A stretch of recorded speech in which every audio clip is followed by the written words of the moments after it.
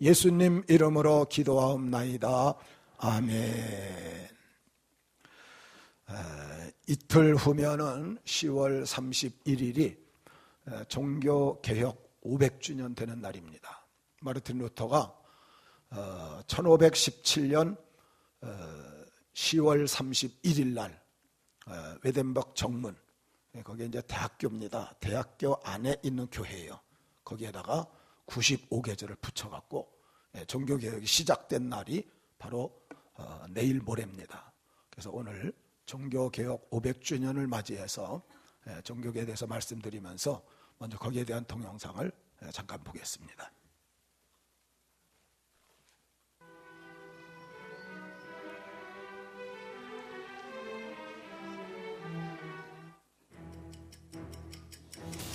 지금으로부터 약 500년 전, 예수님을 직접 부르지 못하고 성경을 제대로 읽지 못했던 시절, 여자와 아이는 예배를 드릴 수 없었고 돈이면 모두 천국에 들어갈 수 있었던데, 교황과 용감히 맞서 싸운 젊은 청년이 있었습니다. 바로 종교개혁의 중심에 있던 마틴 루터. 성경으로 돌아가자는 한마디를 외치며 마틴 루터는 죄를 사해준다는 면죄부를 비판하며 반박문을 붙였습니다.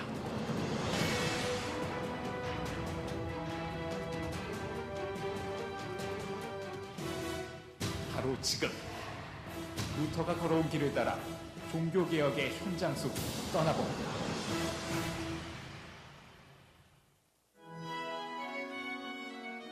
마틴 루터가 태어나고 종교개혁의 길을 만들어간 나라 독일. 독일에서 첫 번째로 찾은 곳은 루터가 가르쳤던 대학과 설교를 했던 교회가 있는 비텐베르크입니다. 공식적으로 루터의 도시라고 불릴 만큼 종교개혁의 정신을 쫓는 순례객들이 반드시 찾아오는 아주 중요한 종교개혁의 성지라고도 할 수 있습니다.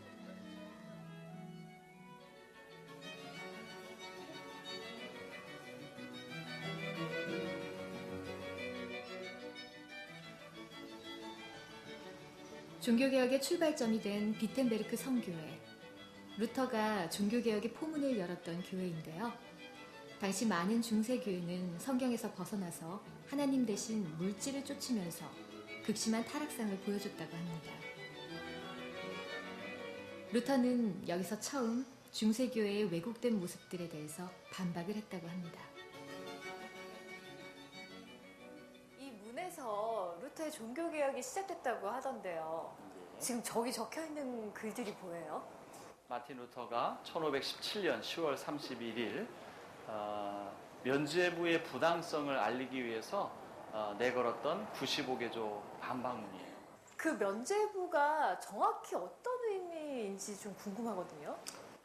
말 그대로 설명을 하자면 죄를 면해준다, 혹은 우리가 벌을 면해준다, 그래서 이제 면벌부다, 이런 말도 사용을 하거든요. 그 면죄부를 판매하기 위해서 특별히 고용된 사람도 있었어요.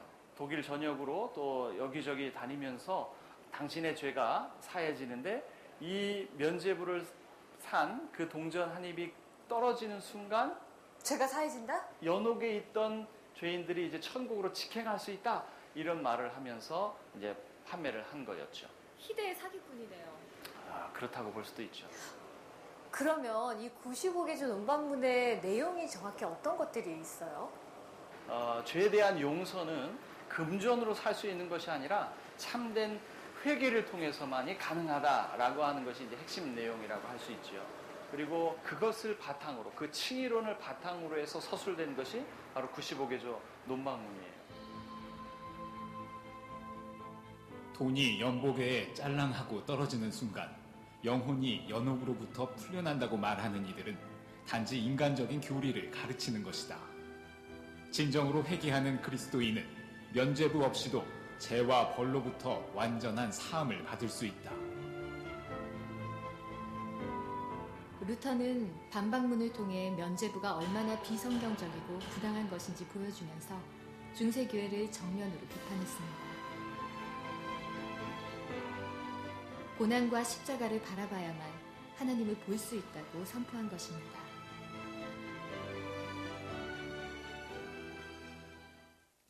오직 복음, 오직 믿음. CTS. 예, 됐습니다. 우리 옆 사람들로 인사 한번 하시죠. 의인은 믿음으로 살아야 합니다.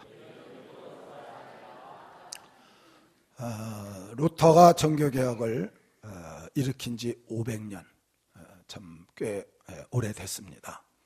95개조 반박문을 비텐베르그 성 교회 청문에 붙였어요. 비텐베르그라도 하고 웨덴버그라고도 하고 발음에 따라서 이제 각 나라에서 읽는 대로 달라지는데, 루터는 카톨릭의 신부였어요. 그래서 원래 종교개혁하려고 이거 한 거 아닙니다. 자기가 다 알아보니까 교황이 내리는 모든 내용 중에서 너무 비성경적인 게 너무 많은 거예요. 그래서 95개조 중에 한 부분이 면죄부지 그 외의 내용들이 많아요. 이 내용들을 갖다가 붙이면서 이제 카톨릭이 성경적으로 잘못된 것 바꾸자. 근데 교황이 바꿀 생각을 안 하고 루터를 죽이려고 해서, 그래서 억지로 밀려가지고 종교개혁이 이루어지게 된 이런 사건이. 그래서 그들의 잘못은 베드로 성당 건축을 위해서 면죄부를 판 겁니다. 저는 독일에 이곳을 못 가봤는데 베드로 성당은 가봤어요. 이태리에 가면 바티칸 그 안에 있습니다. 휘황찬란합니다. 지금도 그 베드로 성당 안에 맨 앞에 그 지하에 내려가면 베드로의 유골이 있다고 하는데, 어쨌든 거기에 치장한 거는요, 그거 다 팔면 국가를 몇 나라 살 정도로, 거기 있는 것들은 가격을 환산이 안 되는 것들이 그 정도로 이렇게 치장을 갖다 하기 위해서 면죄부를 판 거예요. 그러니까 회개하면 용서받는 게 아니고 돈 주고 면죄부라는 걸 사면 그냥 죄가 용서되는 이런 말도 안 되는 일을 벌인 겁니다. 그리고 교황의 신적 권위를 주장하다 보니까 마르틴 루터가 이것을 반박한 거지요. 마르틴 루터가 주장한 건 이신칭의, 따라합시다. 믿음으로 의롭게 된다. 할렐루야. 그리고 만인 제사장, 그 다음에 성경 절대 권위 주장. 그래서 이것을 주장해 갖고 나중에 이제 가톨릭에서 종교 개혁이 돼 갖고, 루터도 사실은 신부인데 결국은 루터교를 만들어서 개신교가 생겨나는 겁니다. 그래서 이 개신교를 프로테스탄트라 그래요. 이 프로테스탄트란 말은 항의자. 그래서 가톨릭의 잘못된 것을 항의해서 생겨난 이런 교단이라 해갖고 그렇게 부릅니다. 근데 중요한 건 뭐냐니까, 여러분, 종교 개혁이라는 것은 계속돼야 되는 거예요. 이거 한 번 하고 딱 끝나는 그게 아니. 여러분들 신앙이 작년보다 올해가 더 좋아야 될 줄 믿습니다. 더 좋아야 돼요. 올해보다 내년이 더 좋아지시기를 바랍니다. 이게 개혁이에요. 이게 개혁. 어떤 분 그러잖아요. 누가 막 열심히 내고 기도하고 전도하면, 나도 20년 전에 교회 나온 지 얼마 안 됐을 때 나도 저렇게 불같이 뛰었었어. 그 말은 뭐예요? 지금은 죽어 있다는 거지, 꺼져 있다는 거지. 그건 하나님 옆에 범죄입니다. 사랑하는 성도 여러분, 개혁은 변질되면 안 돼. 안 좋은 쪽으로 점점 안 좋으면 안 되고, 좋은 쪽으로 신앙적으로 말씀대로 하나님 뜻대로 점점 좋아지는 거, 이걸 개혁이라 그래. 여러분들 날마다 자기 자신을 개혁하며 살아가시기를 주의 이름으로 축원합니다. 루터가 95개조 반박문을 거기다 붙였어요. 근데 그 중에 다 읽을 수는 없어요. 혹시 원하시는 분은 우리 홈피에 들어가면 자료실에 제가 95개를 다 올려놨어요. 거기서 읽어보시고, 여기서는 15개 조만 같이 한번 읽어보겠습니다. 자, 1조. 우리 주 예수 그리스도께서 회개하라고 하셨을 때 이는 신자의 삶 전체가 회개하는 삶이어야 한다. 이 말은 뭐냐 하니까 한 번만 회개하고 끝나는 게 아니라는 거예요. 그래서 신자의 삶 전체, 오늘 살아가는 모든 것, 앞으로 죽을 때까지 모든 걸 다 회개하면서 살아야 된다. 두 번째, 5조. 다 같이요. 교황은 자기의 권위나 교회법의 권위에 부여된 것을 제외하고는 어떠한 벌도 가감할 수 없다. 그 당시 교황이 사형도 시켜버렸으니까. 그런 걸 하면 안 된다는 거지. 10조.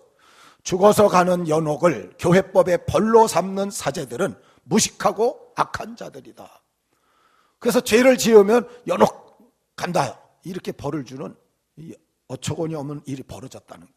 21조. 인간이 교황의 면죄부를 통해 모든 형벌을 면하고 구원받을 수 있다고 말하는 면죄부 설교자들은 잘못을 범하고 있다. 이 면죄부를 사면 모든 죄가 용서받는, 이건 엄청난 잘못이죠. 27조. 돈이 연복에 짤랑하고 떨어지는 순간 영혼이 연옥으로부터 풀려난다고 말하는 이들은 단지 인간적인 교리를 가르치는 것이다. 근데 왜 이런 일이, 면죄부를 갖다 파는데 그걸 사람들이 알지 못하고 샀느냐? 여러분들에게 제가 면죄부 만들어 가지고, 자, 이거 100만 원 내시면 살인죄도 용서받습니다. 그러면 사겠어요, 안 사겠어요? 살 사람이 있을 것 같아. 돈 장사를 해도 될 것 같아. 여러분들은 아무리 해도 안 살 거 아니? 그리고 목사님을 향해서 2단, 3단, 5단 이러고 난리칠 거 아니? 지금은 안 돼요. 지금은. 왜 안 되느냐? 그 당시는 천주교가 가르치는 교회와 배우는 교회로 딱 나눠버렸어요. 그래서 교황부터 신부는 가르치는 교회라 성경을 볼 수 있어요. 배우는 교회들은 성경 자체도 못 보고, 교회 안에는 어린이들, 여자들은 참여도 못하고, 이렇게 만들어버리니까 아주 무지해갖고 성경 자체를 몰라요. 그 위에서 이렇게 하면 그냥 받는 거예요. 이런 어처구니 없는 일이 벌어진 것입니다. 자, 32조. 면죄부를 사면 자신의 구원이 확실하다고 믿는 이들은 그의 교사와 더불어 영원한 저주를 받을 것이다. 그렇죠. 이거 종이 한 장 돈 주고 산 게 이게 어떻게 죄를 용서받습니까? 36조. 진정으로 회개하는 그리스도인은 면죄부 없이도 죄와 벌로부터 완전한 사함을 받을 수 있다. 여러분들 회개하면 하나님 용서하는 줄 믿습니다. 지금은 우리가 그렇게 살기 때문에 이게 아무 문제가 안 되는 거지. 40조. 진정으로 회개한 그리스도인은 자기 죄값을 달게 받기 원한다. 하지만 면죄부는 벌을 가볍게 하라는 것이며 인간으로 하여금 벌받기 싫어하게 하는 것이다. 그 당시는 지금도 제가 알기로는 천주교에서 그렇게 하지요. 신부한테 고해 성사하면 죄의 경중에 따라서 3일 금식해, 일주일 금식해, 발바닥에 콕 놓고 이틀 동안 다녀, 이런 벌을 줬어요. 그런 벌을 달게 받기를, 죄를 지었으면 벌 받기를 달게 받으려고 하는데, 면죄부는 돈만 내고 사면 그거 아무것도 할 필요 없다는 거지. 그 다음에 43조 다 같이요. 그리스도인은 가난한 자에게 나누어주고 꾸고자 하는 자에게 꾸어주는 것이 면죄부를 사는 것보다 선한 행위임을 알아야 한다. 이건 아무것도 아니에요. 선한 일을 해야지. 45조. 궁핍한 사람을 보고도 이를 지나치며 면죄부를 사는 사람은 교황의 면죄부가 아니라 하나님의 진노를 사는 것임을 그리스도인들은 알아야 한다. 어려운 사람 도울 돈을 가지고 안 도와주고 면죄부만 사면 이건 하나님의 진노를 받을 수밖에 없다는 것. 50조. 만일 교황이 면죄부 설교자들이 무엇을 강요하고 있는지 안다면 베드로 성당을 세우지 말고 차라리 그것을 불로 태워 잿더미로 만들어 버리는 편이 낫다. 그 성당은 지금 자기 양들의 살과 가죽과 뼈를 긁고 건축하고 있기 때문이다. 이걸 팔고 이걸 사고 하다 보니까 가난하고 어려운 사람들이 죄를 용서받으려고 그러면 있는 돈 없는 돈 긁어 사요. 53조. 면죄부 판매를 위해서 교회에서 하나님의 말씀 전파를 금하는 교황은 그리스도의 적이다. 여러분, 이런 정도로 루터가 나가면 루터는 죽은 목숨이에요. 죽은 목숨. 그런 상황 가운데 지금 종교개혁이 이루어진 거예요. 76조. 우리의 주장은 교황의 면죄부는 아무리 하찮은 죄라도 사할 수 없다는 것이다. 이거 사갖고는 절대 사할 수 없다. 86조. 최고의 부자인 크라수스보다도 훨씬 부자인 교황이 가난한 신자의 돈으로가 아니라 자기 자신의 돈으로 성 베드로 사원을 짓지 않는 이유는 무엇인가? 교황이 그 정도로 돈을 많이 긁어 모았기 때문에. 95조. 이같이 하여 그리스도인으로 하여금 위안에 의해서보다 오히려 많은 고난을 통하여 하늘나라에 들어가는데 더욱 깊은 신뢰를 가지게 하라. 여러분 이런 걸 사갖고 모든 죄가 다 용서받았다. 얼마나 편안하게 천국 가려고 만드는 이게 아니라 환난을 당해도 고난을 당해도 말씀대로 믿음으로 순종하고 살아가야 된다고 강조를 했던 겁니다.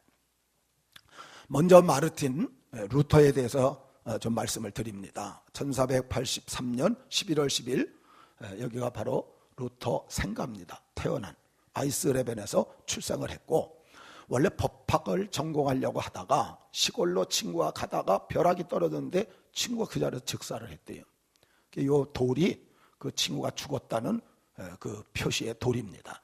그래서 법학을 포기하고 어거스틴 교단에 있는 수도원에 들어가서 이제 수도를 하게 되어집니다. 그 수도를 하다가 1511년 로마를 한번 방문할 일이 생겼대요. 로마에 가갖고 이 라테란 성당에 이 28개 계단이 있는데 이게 뭐니까 빌라도 계단이 콘스탄틴 대제의 어머니 헬레나라는 분이 예루살렘에 와갖고 그 빌라도가 예수님을 재판했던 거기에 그 계단 28개를 그대로 띄어다가 로마에 가져가서 라테란 성당에 그대로 그냥 설치를 해버렸어요.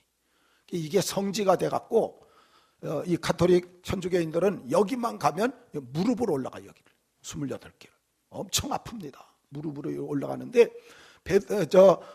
이 루터도 거기 가서 신부니까 자기가 무릎으로 올라가는데 이제 이게 전해지는 이야기예요. 하늘에서부터 빛이 비치면서 이런 음성이 들렸대. 오직 의인은 믿음으로 말미암아 살리라. 그래서 루터가 벌떡 일어나 버렸대. 이렇게 고행을 해갖고 내 죄가 용서되는 게 아니로구나. 믿음으로. 그래서 벌떡 일어나서 뛰어내려와갖고 나중에 독일로 돌아와서 95개 저항 다 조사를 해갖고 성경에 잘못된 걸 다 붙였다는, 이것이 사실인지 아닌지 500년 전의 일이니까 근데 그렇게 전해져 내려오고 있다는 겁니다. 그래서 로마에 가갖고 각종 여러 가지 이 로마 가톨릭의 허위 잘못된 걸 알게 됐어요. 이 왼쪽 게 면죄부입니다. 오른쪽 건 면죄부 판매 허용증이에요. 오늘날로 치면 이제 가게를 갖다 이렇게 낼 수 있게 허가서지요. 그래서 면죄부를 판매하는 이것을 오히려 반대하고 설교로 공격을 하게 되어진 겁니다. 그래서 1517년 10월 31일 500년 전에 95개조 반박문을 비텐베르그 대학교에 여기 정문에다 이것을 갖다 붙였고, 그랬더니 교황이 에크라는 사람을 통해서 이 루터를 추방장을 가지고 찾아왔어요. 그래서 루터의 저서, 루터가 책을 쓴 게 있어요. 로마 가톨릭의 잘못된 거에 대해서 책을 쓴 게 있는데 그걸 다 불살러라. 만일 60일 이내에 회개치 않으면 루터와 그를 따르는 도당까지 다 체포한다. 여러분 이렇게 해서 잡혀가면 죽는 거예요. 그 당시 이 가톨릭에서 어떤 잘못을 저지르냐 하니까 가르치는 교회는 성경을 읽어도 배우는 교회는 읽을 수 없으니까 평신도들이 성경을 읽으면 잡아다 죽였어요. 성경을 연구해도 죽였고, 그렇게 죽인 사람들이 100만 명이 넘어요. 웬만한 전쟁보다 더 많이 죽였어요. 그러니 루터가 교황을 반대할 때 그 잡아다 죽이는 건 유도하니 교황이 왕들을 다스렸으니까. 1520년 12월 10일 대학에서 교수와 학생들을 다 모아놓고 그 보낸 추방증 또 교령집 교황이 보낸 것들을 있는 데서 다 놓고 불살라버려. 정면 대결이 시작된 거예요. 1521년 1월 25일 찰스 5세가 보름스 국회를 소집해요. 왜냐하니까 교황이 이제 명령을 내린 거지. 소집을 해갖고 이제 루터를 잡게 하려고. 교황 특사로 알렉산더가 옵니다. 그런데 루터가 바로 이 국회를 바라보는데 지붕에 기와로 쫙 이어져 있는데 그걸 보면서 이런 말을 했지. 악한 사단의 무리가 저 기와장처럼 많다 할지라도 나는 두려워하지 않겠다. 지금 보름수 국회 가면 죽을지 몰라요. 그런데도 그런 마음으로 가면서 그때 떠오르는 시상을 적었는데 그게 찬송가로 만들어져서 오늘 우리 찬송가 585장이 루터가 지은 거예요. 내 주는 강한 성이요 방패와 병기가 되시니 큰 환난에서 우리를 구하여 내시리로다. 내가 가서 죽을지 모르지만 하나님께서 구해 주신다는 믿음으로 이 국회에 들어가게 됩니다. 보름스 국회에 갔더니 거기에서 루터에게 이런 말을 했어요. 네가 지금 만든 책이 25권인데 그 저서를 다 취소할 수 있느냐? 취소하면 살려주겠다는 거예요. 취소하게 되면 다 걷어갖고 불살라버리는 겁니다.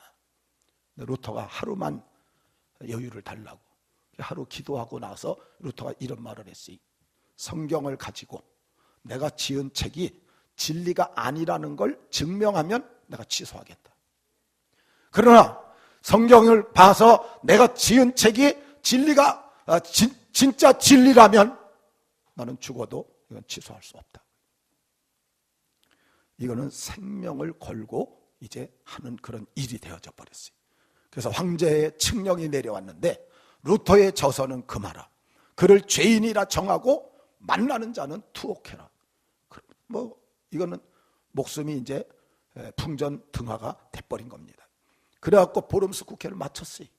이제 돌아가는 중에 언제 잡히든지 루터는 죽을 수밖에 없는 그런 상황으로 돌아가는데, 그때 작센의 선제의였던, 오늘 이 사진입니다. 이 사람인데 프리드리히가 루터를 갖다가 기병들을 시켜갖고 유괴를 하는 거예요.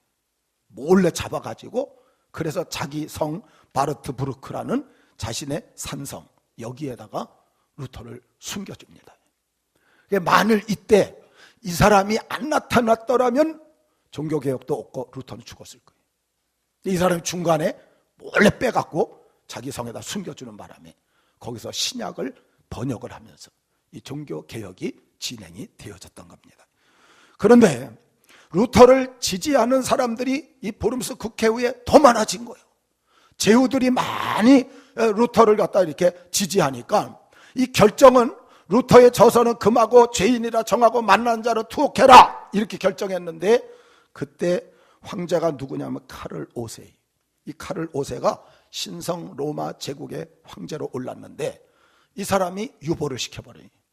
그 결정을 유보를 해놓고, 그 다음에 나중에 이 신성 로마 제국이 교황 거기를 쳐들어가 갖고 거기를 이겨버립니다. 그리고 나서 이 카를 5세가 뭐라 그러냐니까, 제후들 자유롭게 해라. 내 밑에 있는 제후들은 가톨릭을 가든 천주교를 가든지 아니면 루터를 따라서 새로운 개신교를 따라가든지 자유다. 종교의 자유를 선포해버렸어요. 그러니까 제후들도 각자 돌아가서 자기 밑에 있는 백성들한테 가톨릭을 가든지 루터를 따르든지 자유다.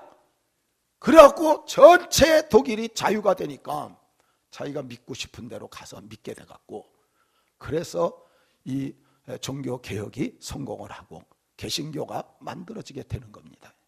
이런 과정에 이런 사람들이 하나씩 하나씩 나타나는 걸 보면 하나님의 은혜인 줄 믿습니다.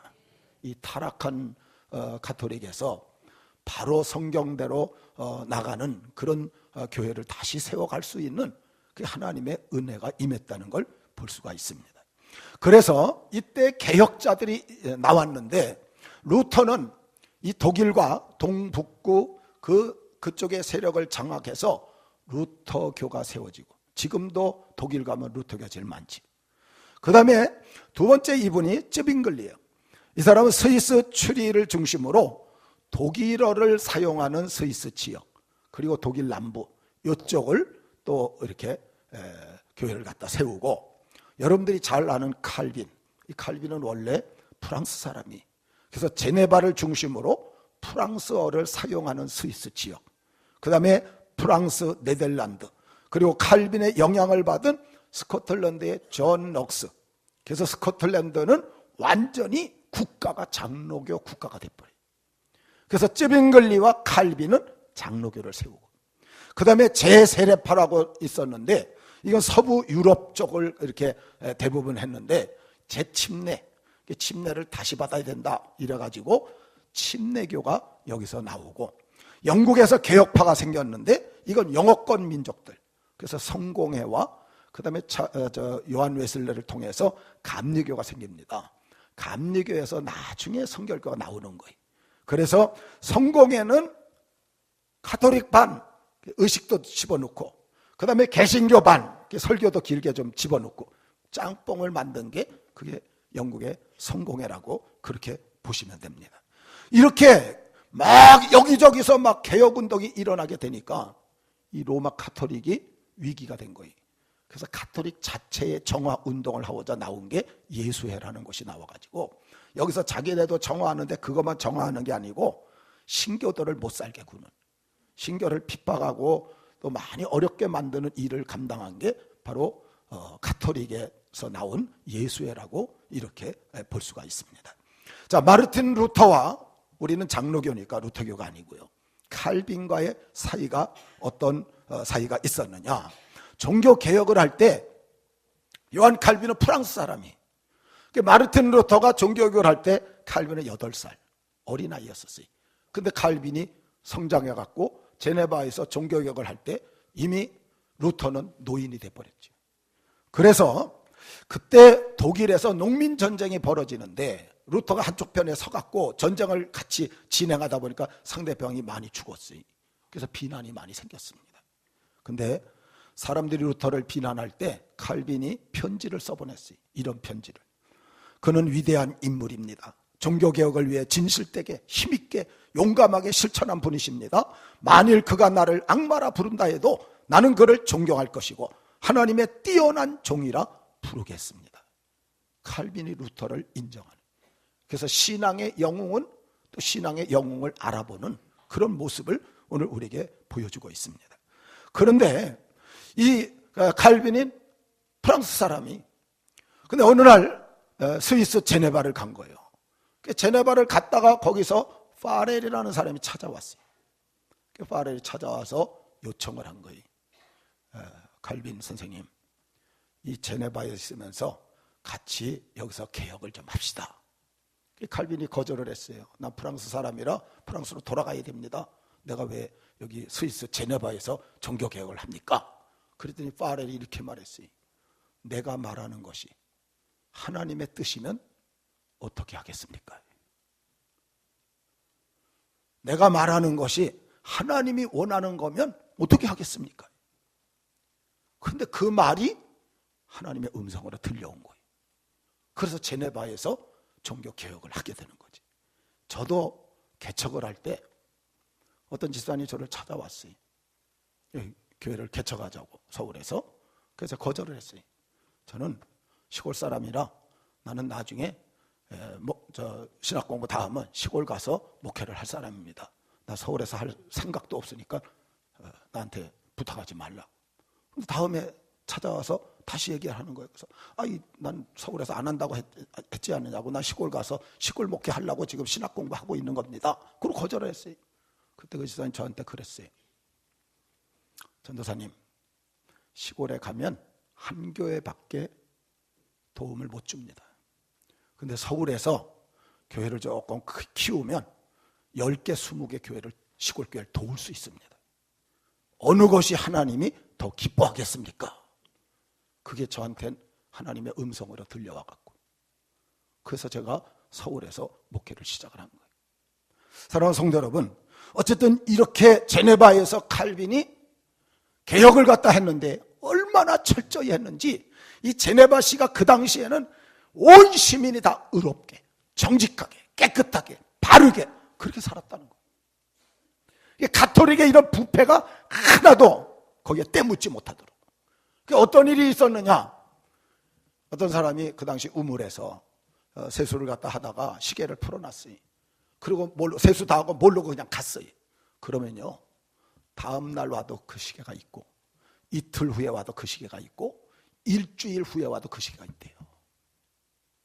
거기에 수백 명이 왔다 가는데 남의 것에 대해서 아무도 손을 안 댄다는 거예요.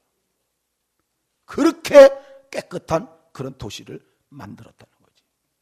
사랑하는 성도 여러분, 오늘 우리 주능교회 여러분들이 잘 정직하게, 깨끗하게, 진실하게 사회의 본이 되게 만들어 가시기를 주의 이름으로 축원합니다.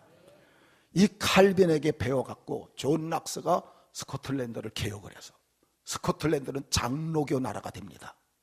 거기서 이제 영국과 더불어서 청교도들이 미국을 거쳐서 한국에 온 거죠. 그래서 그 당시 영국 여왕은 메리 여왕, 그는 가톨릭이기 때문에 개신교를 엄청 죽였어요. 그래서 얼마나 많이 죽였는지 피의 여왕이라고 별명이 붙었는데, 이 여왕은 이런 말을 했어요. 나는 100만 대군보다 저 스코틀랜드 존 낙스가 더 두렵다고. 그렇게 철저하게 또 스코틀랜드를 개혁을 시킨 그런 모습을 보여주고 있습니다. 그런데 여러분, 개혁을 할 때 면죄부 하나 때문만 개혁한 게 아니에요. 너무나 잘못이 많아서. 여기 첫 번째, 전설, 위경, 배경. 전설이 뭡니까? 한 가지만, 뭐 시간이 없으니까요.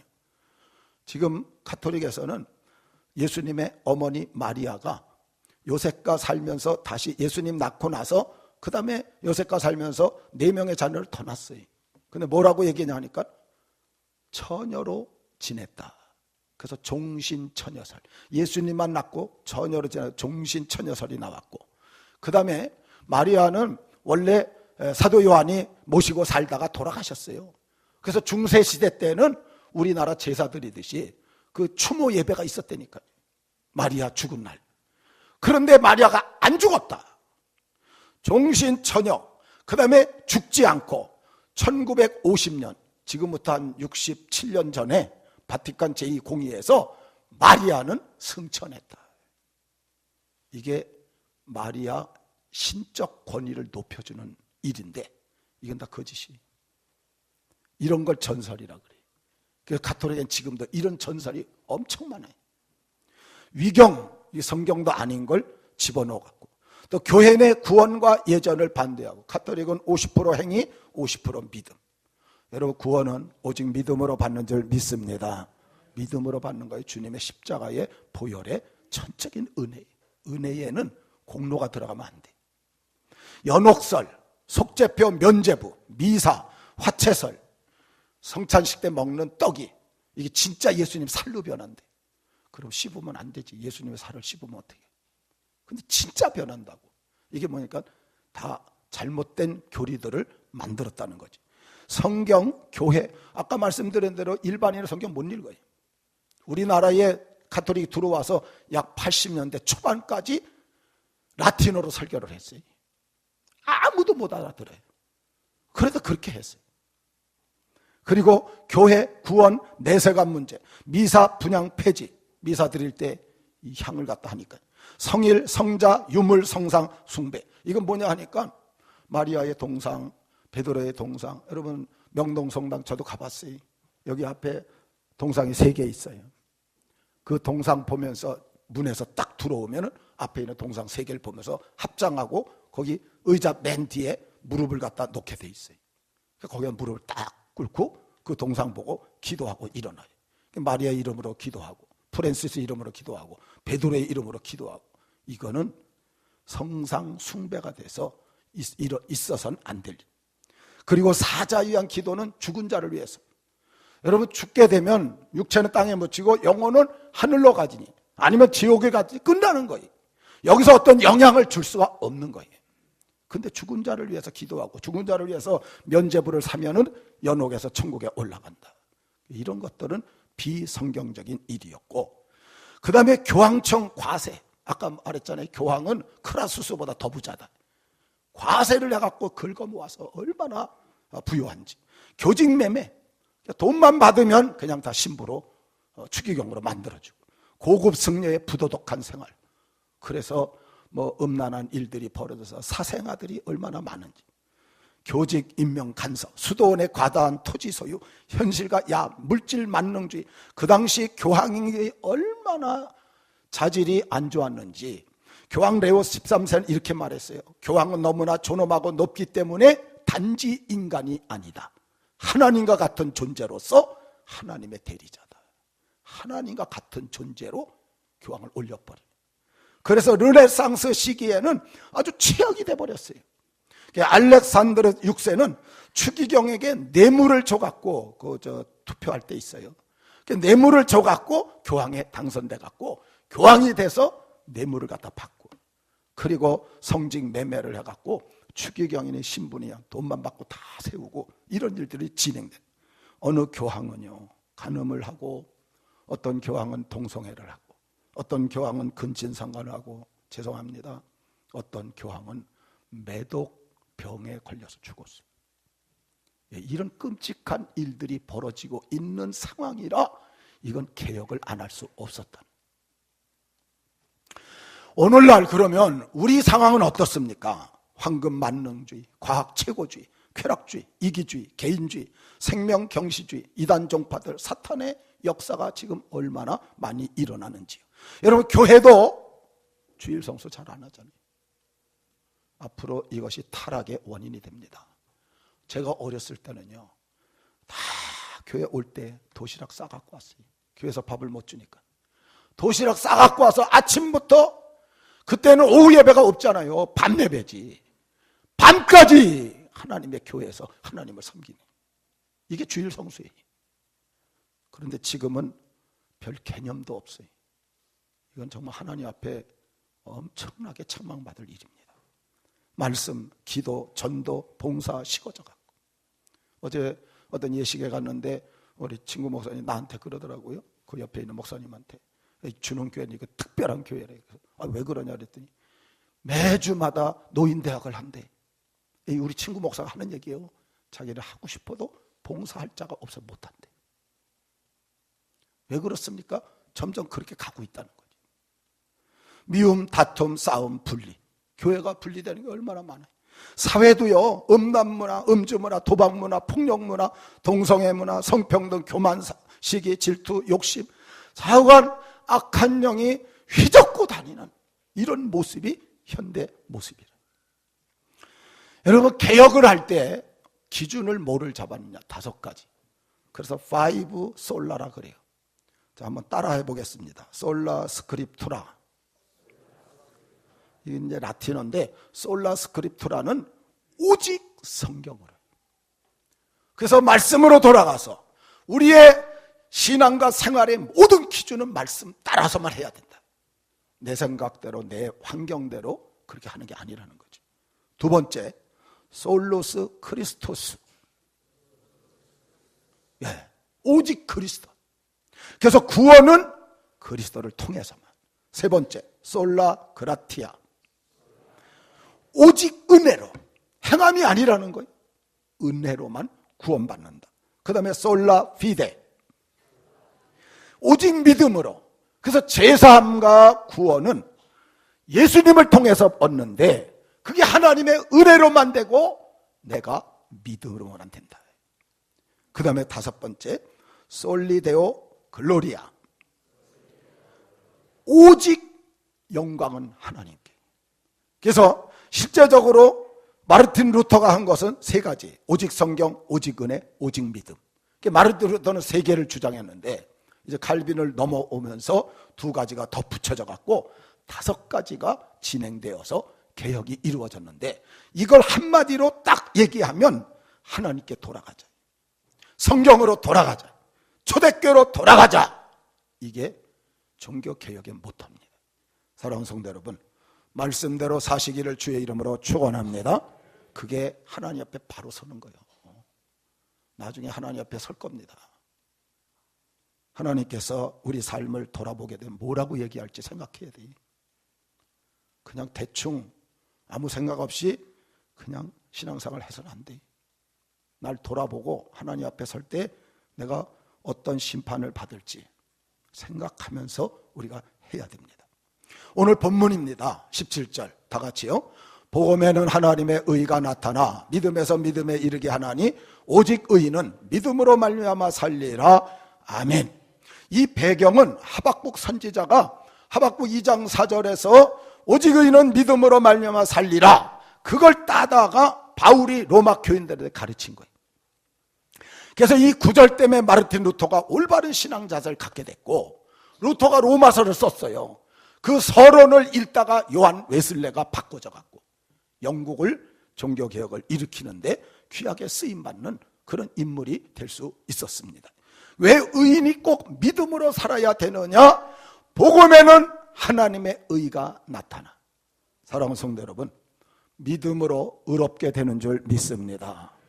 복음을 갖다 아무리 전해도요, 내가 믿음으로 안 받으면 그건 의롭지 않아요.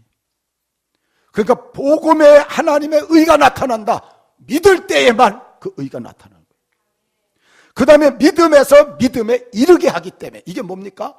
내가 믿음이 좀 작더라도 계속 하나님 바라보는 믿음으로 살라는 거예요. 그런 믿음이 점점 자라난다는 거예요. 믿음에서 믿음에 이르게. 그러니까 작은 믿음에서 큰 믿음으로 점점 성숙되어 나갈 수 있기 때문에 오직 의인은 믿음으로 말미암아 살리라. 여러분들 삶이 어떻든 환경이 어떻든 믿음으로 사시기를 축원합니다. 그러면 우리가 무엇을 개혁해야 할까? 종교개혁이니까 먼저 국가적인 개혁이 필요해요. 왜냐? 이 본문의 내용은 하박국 시대예요. 하박국 시대에는 북쪽엔 아수르가 있고 저 동쪽엔 바벨론이 있고 저 남쪽에는 애굽이 있었어요. 강대국. 그리고 서쪽은 지중해이기 때문에 아무 관계없죠. 그러니까 세 개의 강대국이 이스라엘을 샌드위치로 끼워놓고 여러 가지 핍박을 주는데 그때 왕이 죽었어요. 그런데 이스라엘 백성들은 너무나 죄를 많이 짓고 혼란하게 사는 거예요. 그러니까 하박국이 하나님께 이렇게 기도했어요. 하나님, 이 백성이 이렇게 죄를 많이 짓는데 왜 가만두십니까? 그랬더니 하나님께서 저 동쪽에 바벨론을 들어서 내가 징계하겠다. 그랬더니 하박국이 아니, 하나님 그 나라는 믿지도 않는 나라 아닙니까? 아무리 우리가 잘못한다 할지라도 우리는 하나님을 믿는 나라인데 어떻게 안 믿는 나라를 통해서 믿는 우리나라를 징계하십니까? 내가 성루에 올라가서 기다릴 테니까 대답해 주십시오. 그래서 그때 들려온 음성이 뭐냐? 오직 의인은 믿음으로 살아라. 그때 이 하박국이 깨닫고 나서 하는 말이에요. 하박국 3장 16절 17절 말씀을 보면 무화과 나무에 열매가 없고 포도나무에 소출이 없고 우리의 양떼가 없고 외양간에 소가 없을지라도 난 여호와를 즐거워하며 기뻐하며 찬송하리라. 그 말이 뭡니까? 여기에 나온 6가지 이것은 이스라엘이 갖고 있는 모든 재물, 모든 재산 총망라한 거예요. 그래서 과수원, 소, 양, 무화과, 그 다음에 포도, 이게 이스라엘이 갖고 있는 생활의 전부인데 다 없어도 무슨 말이? 알거지가 되고 나는 하나님만 섬기겠다, 나는 하나님만 믿겠다, 하나님만 따르겠다.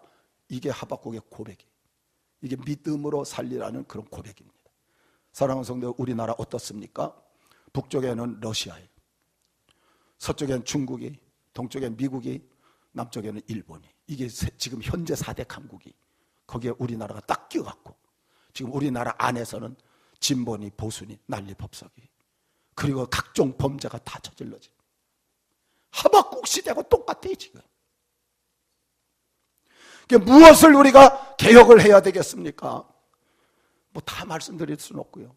소수차별금지법은 여기서 뺄 것들을 좀 빼야 돼요.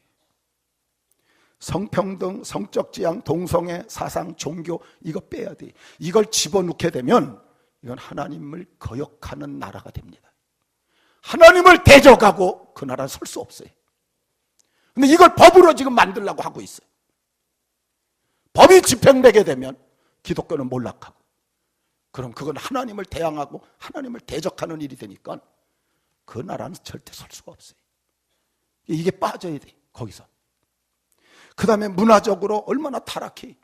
음주문화, 음란문화, 도박문화, 자살문화, 폭력문화, 거짓문화. 제가 여기 각국의 음주, 운전, 형벌을 재미난 게 있어 하나 나왔어요. 엘살바도르에서는 술 먹고 운전하면 총살형이래. 우리나라도 몇 명만 총살시켜버리면 함부로 못하겠지. 불가리아에서는 초범은 훈방하는데 재범은 교수형이래. 목에다 밧줄 매서 죽인 거예요. 터키에서는 아예 30km를 쫙 싣고 가서 거기서 부려놓고 30km 걸어오게 만든대. 정신 차리게. 핀란드는 한 달 월급을 다 몰수해버린대. 여러분, 이 땅에 개혁이 이루어져야 돼요. 하나님 편으로 이 땅이 가도록 나라를 위해서 기도하시기를 주의 이름으로 축원합니다. 부정, 부패, 비리, 사회의 각종 범죄들이 얼마나 진행되는지. 그럼 국가만 개혁해야 됩니까? 아니, 교회도 개혁돼야 돼요. 오늘 본문은 하박국 시대에 그걸 가져왔기 때문에 국가개혁도 들어가지만 로마 교회에 보내는 편지예요. 그러니까 교회도 개혁이 돼야 돼요. 로마 교회는 뭐가 문제였습니까? 아직 형성되지 오래되진 않았어요. 숫자는 좀 많았었는데 형성되지 오래 안 되다 보니까 이게 신앙이 똑바로 안 서 있는 거예요. 그래서 이신칭의를 가르쳐 주는 거예요. 따라합시다. 믿음으로 의롭다함을 받는다. 그걸 가르쳐 주는 거예요. 1장 하반절에 보게 되면 이방인의 죄악, 2장에 넘어가면 유대인의 죄악, 죄악들을 열거하면서 하나님 말씀대로 바르게 살아야 된다. 그 가르쳐 주는 게 오늘 로마서예요. 그러므로 로마 교회를 사도 바울이 개혁시켜주고 있는 게 로마 서신입니다. 사랑하는 성도 여러분, 나중에 이 로마에는 황제 숭배가 벌어지고 핍박이 일어나갖고 야고보가 죽잖아요. 사도행전에 스데반이 순교당하잖아요. 나중에 12 사도들 중에서 사도 요한 빼놓고는 다 순교래. 근데 그 순교한 나라들이 거의 다가 다 로마의 속국에 있는 그 나라에 가서 순교당하는 거예요. 오늘날 우리 한국 교회는 어떻습니까? 물질 만능주의, 신앙생활이 얼마나 해이해지는지, 파당 싸움 많고 사회를 선도하지 못해요. 죄송합니다. 저희는 합동측이에요. 총회가 열렸는데 그동안 몇 년 동안 투표를 할 때 제비뽑기를 했어요. 그 돈을 안 썼어요. 그래서 저는 그게 너무 좋았어요. 어느 교단은요 12억 쓴 사람은 총회장이 되고 10억 쓴 사람은 떨어졌다는 얘기가 들려왔어요. 금권 선거예요. 근데 우리 합동측도 이번 9월 달에 다시 투표한다고 바꿔버렸어요. 기가 막힌 일들이 이 세상에 벌어지고 있는, 사랑하는 성도 여러분, 우리 주는교회 여러분이 잘 지키시기를 축원합니다. 여러분 잘 지켜야 돼요. 정말 열정 있는 말씀대로 하나님 뜻대로 성경대로 신앙생활 똑바로 해서 우리가 잘 지켜가야 된다는 겁니다. 그리고 개인적으로도 개혁을 해야 돼요. 오늘 여기 본문에 오직 의인은, 그게 단수예요. 단수. 한 사람. 구약에 나온 하박국도 혼자 기도한 거예요. 여럿이 한 게 아니에요. 혼자 기도해서 하나님 앞에 자기 자신이 개혁돼 갖고 이해가 안 돼도 가난해도 어려워도 하나님을 섬기겠습니다. 환경에 넘어가지 않고 생활에 흔들리지 않고 오직 하나님만 섬기겠다고 하박국이 고백을 하면서, 오늘 본문도 마찬가지 여기 의인은 단수예요. 그래서 우리가 개인적으로도 우리가 개혁을 해야 돼요. 여러분들 이런 마음 들잖아요. 내가 예수 믿는데 왜 어렵냐? 내가 예수 믿는데 일이 잘 왜 안 풀리냐? 왜 문제만 터지냐? 고민이 많으냐? 내가 과연 믿음으로 살고 있는가? 아까 하박국처럼 없을지라도 난 여호와로 인해서 기뻐하고 즐거워하리라. 그 다음 19절에 넘어가면요, 여호와께서 나로 사슴과 같이 높은 곳에 다니게 하시리로다, 이렇게 나와요. 미래의 소망을 바라보면서 현재 하나님 뜻대로만 살려고 애를 썼다는 겁니다.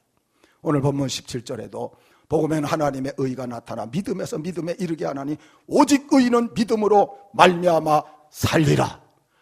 여러분들 환경 때문에 사는 자가 되지 마시고, 직장 때문에, 사업 때문에, 우리 육신적인 못 때문에 살지 마시고 오직 하나님께 대한 믿음으로 사시기를 주의 이름으로 축원합니다. 그게 종교개혁이, 어떤 환경 어떤 처지를 할지라도 오직 믿음으로. 히브리서 11장 6절에 믿음이 없이는 하나님을 기쁘시게 못하나니. 여러분들이 지금 하나님을 기쁘게 하고 있는지 안 하고 있는지 생각해 봐야 돼. 내가 신앙생활 하면서도 하나님을 기쁘시게 하지 못하고 있다, 그건 신앙생활이 아닐 수도 있어요.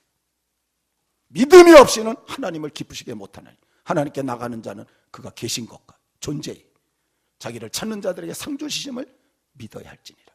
내가 하나님 믿고 나가면 하나님 책임져 주는 걸 믿고 나가라는 말씀. 구원의 확신이 있어야 돼요. 자, 옆 사람한테 물어보세요.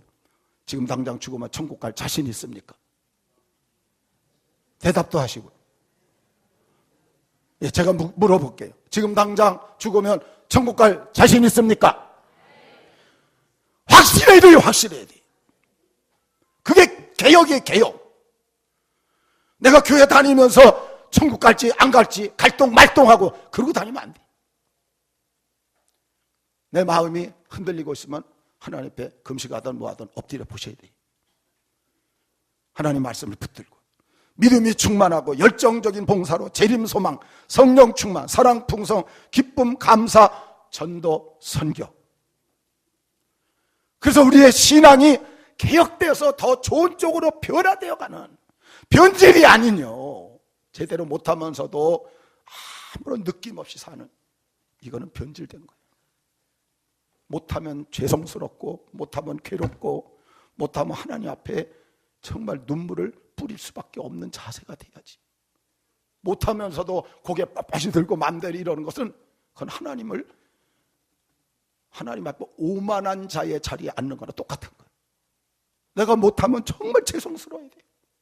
너무너무 안타까워야 돼. 바꾸려고 애를 써야 돼.